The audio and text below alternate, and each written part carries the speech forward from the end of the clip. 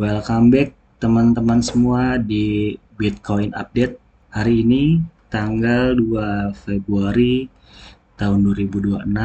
Saya record ini jam 22.56 gitu. Dan saat ini juga market masuk dalam mode fear. Bahkan extreme fear ya, di angka 14. Ya, ini sesuai perkiraan saya bahwa market akan memasuki fase ini setelah hari Jumat kemarin Kevin Walsh ditunjuk atau dicalonkan oleh Donald Trump sebagai pengganti Jeremy Powell. Dan di video sebelumnya juga sudah saya jelaskan ya, kenapa Kevin Walsh ini diberi reaksi negatif dari pasar karena ya rekam jejaknya yang kurang bagus di The Fed itu sendiri karena dia pernah menjabat sebagai anggota The Fed kayak gitu. Saya coba masuk di CoinGlass. Di sini saya mau cocok logi sih gitu karena biasanya mode extreme fear ini itu dijadikan sebagai akumulasi dari para whale atau investor besar yang punya uang banyak tapi tidak langsung all in gitu. Mereka biasanya mencicil ataupun memberi jebakan kepada retail gitu loh. Dia cicil beli, harga naik, lalu dia menjual lagi. Dan ketika harga naik itu kan biasanya retail ikutan beli gitu. Dan ketika mereka buang barang, retail panik, mereka jual barang dan langsung disambut oleh para whale lagi. Oke, ini kita mau cocok lagi ya. Kapan extreme fear ini tuh dimanfaatkan oleh para whale gitu. Coba kita tadi saya sudah coba cek sedikit di mana extreme fear itu memang ternyata ketika extreme fear ini masuk di mode ini harga itu naik gitu ya. Coba ya kita cek mode extreme fear ini di tanggal 16 bulan November gitu ya. Sorry, ini kedekatan kali ya. Kalau mode ini kita yang cari yang dia sampai ke grid extreme grid ini bagus sih gitu. Jadi kita coba ya di sini di modenya sebentar kita cek dulu. Ini mode-mode cocok logi aja nih gitu. Oke, ini di tanggal 9 bulan 4. Januari, Februari, Maret, April. Oke, April bulan 4 2025. Kita cek ya marketnya ya. April tanggal 4 2025. Maret, April tanggal 4. Oke, di sini ya teman-teman ya. Ini saya coba garis vertikal.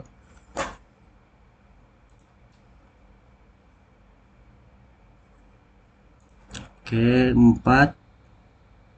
Tadi berapa? Saya lupa. Tanggal 9 bulan 4, tanggal 9 April berarti ya. Coba kita cek 9 April 2000, kok saya lupa ya. 2025. Sorry. Oke, coba. Ini berarti ya di sini ya 9 April 2000. Nah, ini. Oke, 9 April 2025 ini extreme fear ya teman-teman ya. Mode extreme fear. Nah, saya tulis dulu.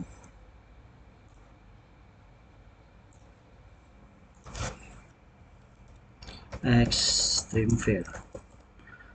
Nah, ini mode cocok-cocok logi aja nih. Ini kan tadi saya bilang ketika masuk extreme fear itu biasanya harga langsung naik ekstrim ya, ekstrim juga. Dan ini juga tanggal 9 April saat itu masuk di extreme fear di sini. Ini masuk extreme fear di angka 18 gitu. Dan ini di sini juga di tanggal 9 ini BTC akhirnya naik ya. Sebanyak ini pas dia all time high nih sampai dia all time high itu 59%, 60%. Nah, ini cocok logi aja ya. Oke, coba kita cek lagi di mode extreme fear biar ini datanya valid, nggak cuma sekali ya. Coba ini, oke, ini tanggal, aduh susah banget. Oke, ini tanggal 27 Februari 2025. 27 Februari 2025. 27 Februari.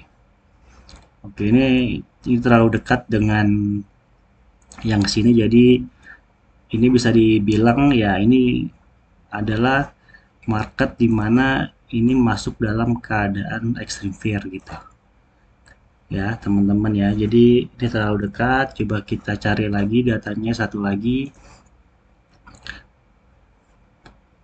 yang modenya extreme fear. Oke, coba ini. Oke, tanggal 6 bulan 8 2024.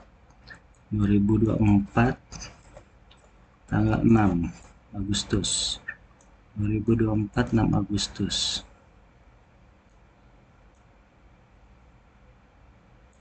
Mana dia? 6 Agustus. Oke, di sini ya teman-teman ya. Ini saya ini lagi 6 Agustus 2024. Oke. Oke, ini yang kedua kali, ini berarti modenya juga, sorry, saya copy dulu kok bisa. Oke, ini ya, extreme fear. Oke, ini juga di tanggal 6 Agustus 2024 sama ya, 6 Agustus 2024 ini extreme fear juga dengan nominalnya 17 gitu, dan di sini juga 6 Agustus 2024 akhirnya BTC pun naik gitu dari sini. Ini sebanyak 103% teman-teman 2024. Dan ya ini cuma cocok logi aja teman-teman, bisa teman-teman cari di sini di CoinGlass, di data di sini ada indeks ketakutan dan keserakahan.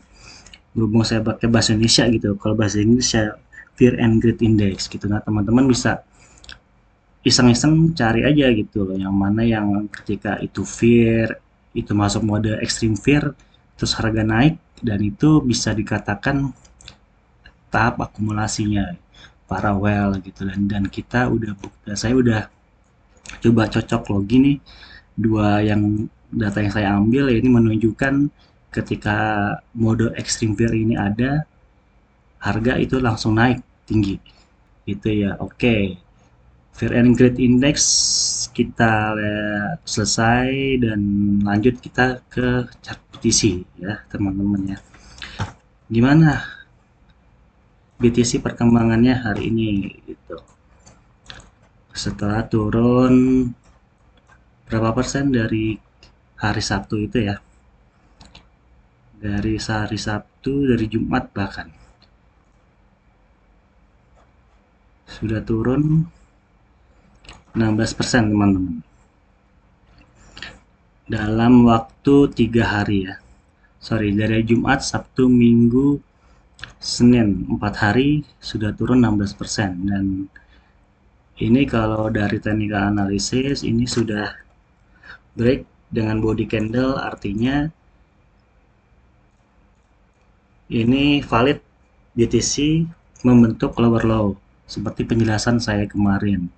Dan hari ini nampaknya ada pergerakan reaksi dari area support ini. Yang saya kemarin tandain juga, ini area penting yang harusnya BTC rek gitu. Di area ini harusnya BTC kasih reaksi yang positif untuk market gitu loh.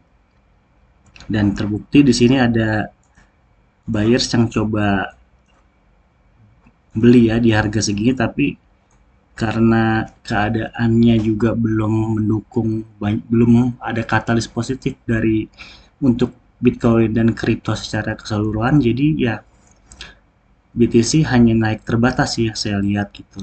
Dan sampai mana kira-kira BTC kalaupun naik kayak gitu. Dan di sini juga ada fair value gap di sini ya teman-teman ya. Di sini ada fair value gap yang harus BTC isi. Biasanya BTC isi nih di sini fair value gapnya. Sebentar. Oke, bukan ini. Ini ada fair value gap. Ini saya pakai mouse agak-agak ribet nih mouse-nya nih. Terlalu kenceng. Oke, ini fair value gap.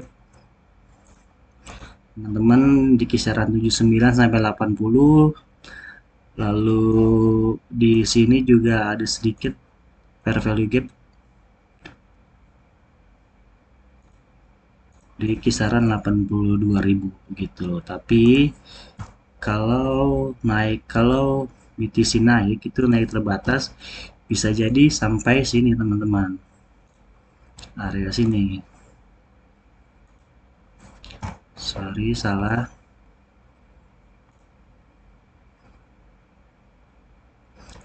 Ada dua area yang bisa BTC visit kembali di daerah ini. Kalau momentum sellersnya lebih tinggi, biasanya dia langsung terjun teman-teman dari sini, dia lanjut lagi turun ke sini gitu. Tapi kalau malam ini atau besok ada buyers yang coba dorong harga, ya kemungkinan BTC akan begini dan langsung turun kembali gitu loh. Kalau kecuali ini adalah high point terakhir untuk BTC ya, kan lower low, lower high. Berarti di sini adalah high point terakhir BTC. Kalau BTC mau rebound atau reversal, BTC harus ada pergerakan seperti ini. Dia klaim high-nya ini, high point terakhirnya ini, lalu membentuk higher high. Biasanya begini dan dia akan terbang. Ini skema positif teman-teman. Kalau ada katalis yang bisa mendorong BTC untuk naik kembali gitu. Tapi kalau selama belum ada hal positif untuk mendorong harga BTC, naiknya terbatas gitu. Di sini ya kayak saya tadi bilang, bisa jadi BTC begini dan lanjut turun membentuk lower low kembali gitu ya teman-teman ya. Kurang lebih begitu untuk update saat ini. Oh ya, saya lupa, dicoba saya hapus dulu. Kalau BTC sampai ini kita tandain ya, ini high point terakhir, ini adalah low point terakhir BTC. Berarti kita itu punya range gini di time frame 4 jam. Gitu. Ini kita bikin channels ini. Oke, ini adalah pergerakan BTC di time frame 1 jam. Gitu. Dan ini jangan sampai BTC akhirnya nanti breakdown begini, ini ya, pasti akan melanjutkan tren turunnya. Syaratnya turunnya impulsif. Impulsif itu turunnya kenceng ya, deres kayak ini. Ini impulsif nih, impulsif penurunan kayak gitu. Jadi ini kan kalau misalkan di candle 4 jam, ini satu candle begini ya teman-teman ya. Candle ini candlenya bodinya besar. Jadi ini candle impulsif dan dibarengi juga candle sebelumnya juga ini candle bearish engulfing ya kayak gitu. Nah itu syarat BTC jangan sampai jebol area low terakhir ini. Kalau sampai jebol, kemungkinan besar BTC akan melanjutkan tren penurunannya kembali kayak gitu ya teman-teman. Jadi bisa teman-teman jagain nih, bisa teman-teman pantau. Kalau misalkan teman-teman mau trading, usahakan jangan di tengah-tengah entry-nya gitu loh. Usahakan ketika dia turun, terus teman-teman pantau di daerah sini, support. Ini kan support teman-teman ya. Di supportnya BTC terdekatnya, teman-teman pantau. Kalau ada reaksi dari sini, teman-teman bisa tradingkan sampai area di high-nya ini, teman-teman. 10% ya lumayan lah untuk trading singkat gitu ya, kurang lebih teman-teman ya. Ini saya mau quick update aja untuk BTC. Dan oke, lanjut ya teman-teman, untuk pergerakan BTC hari ini dan kedepannya sudah saya kasih tahu nih, jadi teman-teman bisa antisipasi. Kemarin juga di video sebelumnya sudah saya kasih tahu potensi penurunan BTC sampai di berapa juga sudah saya jelaskan, dan teman-teman bisa tonton video saya sebelumnya gitu, biar nyambung nih sama video yang sekarang ini gitu ya teman-teman ya. Oke, lanjut. Oke, ini kalau dari time frame weekly ya teman-teman. Tadi kan saya time frame daily begini pergerakannya, dan ini saat ini saya mau bahas di time frame weekly-nya teman-teman. Dan ini adalah pergerakan BTC di time frame weekly gitu. Oke, sorry. Ada yang mau saya bahas juga satu. Di sini saya mau aktifkan MA21 sama MA55 teman-teman. Nah, ini penting. MA ini bisa dibilang sebagai support tambahan, indikator tambahan untuk kita memantau BTC, pergerakan BTC. Biasanya kan yang dipakai itu MA 200, MA 100, 50, 20. Nah, itu yang standar ya teman-teman ya. Tapi kalau misalkan teman-teman mau tahu tren suatu aset itu dalam jangka panjang, pakailah MA 200. Kayak gitu. Nah, kenapa saya pakai MA 21, MA 34 dan 55? Ini saya aktifkannya 55 dan 21 karena berdasarkan angka Fibonacci, teman-teman. Coba kita cek angka Fibonacci. Nah, ini ya teman-teman ya. 2134 ini adalah angka dari Fibonacci. Nah, selengkapnya ada di sini. Angka Fibonacci. Oke, ini ya teman-teman ya. Bisa kita open image, coba. Nah, ini ada 213455 89144. Nah, yang biasanya saya pakai itu EMA 213455. Kenapa? Karena saya melihatnya EMA 21 ini adalah sebagai support yang noise-nya itu jarang teman-teman. Bisa teman-teman lihat banyak momen di mana EMA 21 ini memberikan pantulan kepada BTC gitu. Kita lihat di sini dia mantul dari EMA 21, dia mantul lagi ke atas lagi, terus dia mantul lagi ke EMA 21, lalu dia break, dan ini ada sebenarnya di sini ada tahanan lagi teman-teman. Ada namanya EMA 34 tadi. Coba kita cek EMA 34 ya. 34. Nah, ini ada tahanan dari EMA 34. Lalu kita buka lagi EMA 55. Jadi ini tuh adalah pergerakan harga rata-rata dari, kalau ini 55 hari sebelumnya, ini 21 hari sebelumnya, kayak gitu ya. Kita bisa lihat EMA 55 ini adalah area atau EMA yang support yang bisa dibilang kuat ya untuk nahan harga gitu loh ya, karena semakin besar EMA-nya ya semakin valid, semakin noise-nya itu jarang teman-teman. Nah, kita lihat ketika EMA 21 itu crossing dengan EMA 55, saya zoom, ini mengalami penurunan teman-teman. EMA 21 yang di bawah yang biru ini, EMA 55 ini di atasnya. Dan ketika dia kembali crossing, ini menjadi uptrend. Tuh, teman-teman bisa lihat. Dan EMA 21 ini selalu, candle ini selalu mendekati area EMA 21 dan akhirnya kembali memantul. Di sini dia memantul dari EMA 55. Nah, ini adalah namanya fake out atau liquidity sweep. Ini sangat sering terjadi di market kripto ya. Kayak gitu. Oke, kita lanjut. Nah, di sini mulai crossing teman-teman. Di sini juga disertai sama EMA 200 kalau teman-teman buka. EMA 200 juga itu sudah mengarah ke downtrend, teman-teman bisa lihat. Jadi bisa disimpulkan dari time frame daily, BTC ini memasuki fase downtrend. Kita lihat karena ini adalah harga rata-rata dari 200 hari yang menandakan suatu aset itu mengalami uptrend atau downtrend, bisa diukur atau dimunculkan EMA 200 teman-teman. Gitu ya.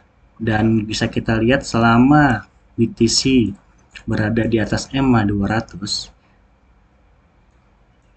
dia mengalami uptrend yang sangat tinggi teman-teman. Teman-teman lihat ya.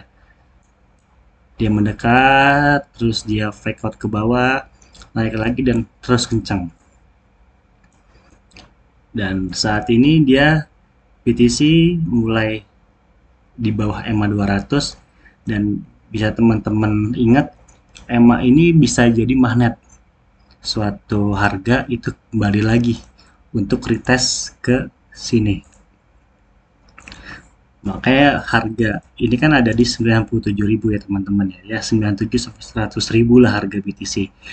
Makanya saya masih ada target itu BTC bisa sampai ke area 100k minimal.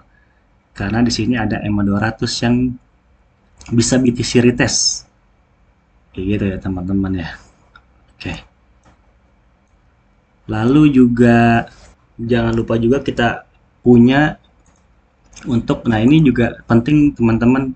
Jadi gini, indikator itu teman-teman gunakan sebagai alat bantu teman-teman, bukan sebagai teman-teman itu jadikan acuan untuk pengambil keputusan. Kayak misalkan tadi EMA 21 itu crossing, nah teman-teman langsung buy. Nah, belum tentu teman-teman. Ada kala dimana ketika dia crossing dia kembali lagi turun gitu. Jadi banyak indikator atau syarat-syarat kita membeli satu aset, jangan melihat dari satu sisi aja. Jadi bisa tambahkan apakah ada di level support atau resisten, di Fibonacci area berapa. Jadi semakin banyak ya apa ya, semakin banyak caranya atau analisa kita terhadap itu suatu aset itu semakin probabilitasnya juga semakin tinggi. Oke teman-teman, ada satu lagi indikator yang biasanya saya pakai ya, yaitu MACD gitu, MACD, Moving Average Convergence Divergence. Nah ini pakai ini biasanya itu kita cari divergence, cari yang berbeda arah. Ketika misalkan harga naik, di MACD-nya turun, nah itu bisa diartikan itu pembalikan arah atau reversal. Kayak misalkan ini contohnya ya teman-teman ya. Di sini harga turun teman-teman. Nah di MACD-nya harga ini naik. Nah ini yang dinamakan divergent teman-teman. Jadi ketika divergent ini terjadi, biasanya itu tanda bahwa suatu aset itu akan reversal. Kayak gitu ya teman-teman ya. Dan coba kita cari lagi.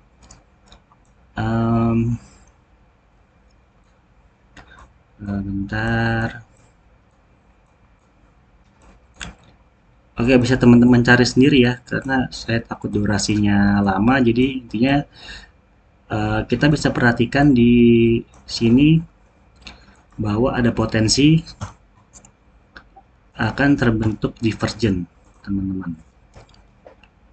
Kenapa saya bilang gitu? Kita bisa lihat di sini harganya turun, teman-teman. Tapi MACD-nya ini naik. Nah, saya tarik dulu ke atas. Begini. Ya, teman-teman ya. ini masih berpotensi, belum valid. Valid itu ketika ini, garis biru ini crossing ke atas, teman-teman. Crossing ke atas, ini begini.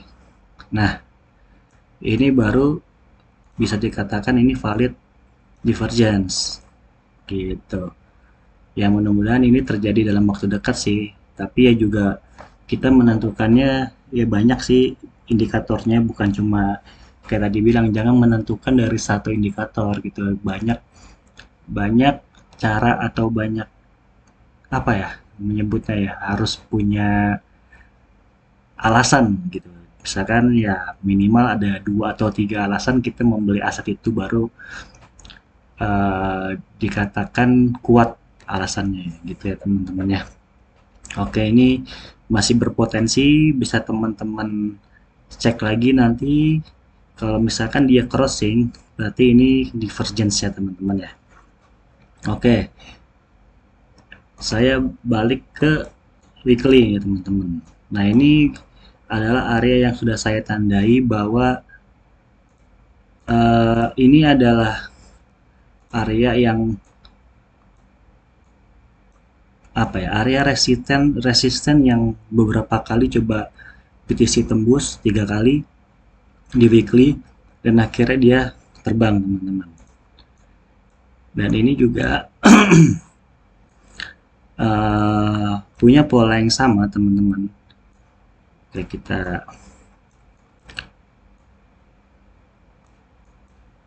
saya buka chart yang ini aja. Oke, nah ini ada pola yang sama dari BTC di tahun 2021 dan tahun 2025 ini teman-teman. Di sini bisa teman-teman tahu ini apa gitu, pola apa ini, head and shoulder teman-teman ya. Tuh, begitu. Ini polanya tuh hampir sama. Ini ada ini shouldernya, ini headnya, ini shouldernya lagi, ini juga sama. Ini terbentuk hampir sama terbentuk, dan kalau dia break ke sini berarti ini valid head and shoulder teman-teman. Ya bisa diartikan apa aja sih, yang penting dia break dari low terakhir ini. Ini adalah tanda-tanda reversal teman-teman. Makanya ini adalah area penting untuk BTC. Kalau ini di break BTC, kalau level ini di break BTC akan lebih dalam lagi penurunannya teman-teman. Dan ini level ya ini, dan ini adalah resistance become support ya teman-teman ya.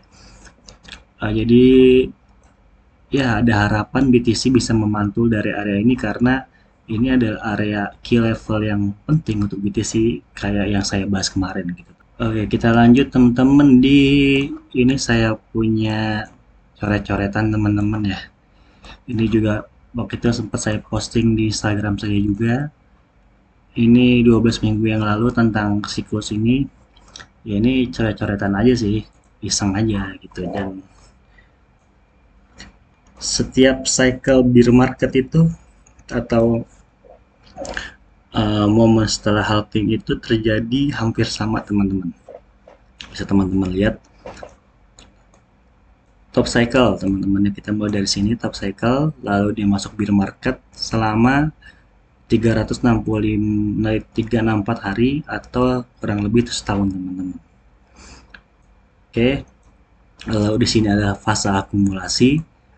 Lalu setelah halving itu, ini tahun 2020 ya teman-teman ya. Setelah halving itu sampai top cycle membutuhkan waktu 546 hari atau 1 tahun 5 bulan. Lalu kembali lagi masuk bear market 1 tahun lebih, 378 hari sampai bottomnya tahun 2022. Lalu fase akumulasi teman-teman. Dan di halving itu, dari halving sampai top cycle, nggak tahu ya ini saat ini top cycle atau bukan. Dan yang jelas kalau dari gambaran asal-asalan saya ini hampir sama teman-teman, hitungannya 1 tahun 5 bulan.